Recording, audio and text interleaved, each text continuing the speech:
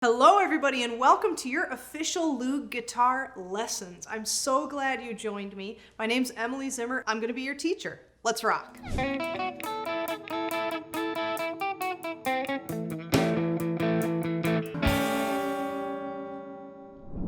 I'm going to teach you how to play a C chord. Now all you need is your first finger.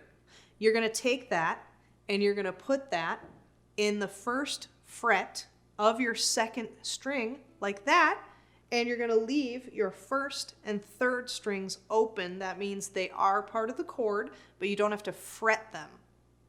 Let's try it. Can you make a nice sound? Now you can test yourself and play your notes individually while you're holding that chord shape down. Just make sure everything comes out nice and clearly. Remember to stay right on your fingertip so that you can press down nice and hard and fret that note accurately. And that is your C major chord.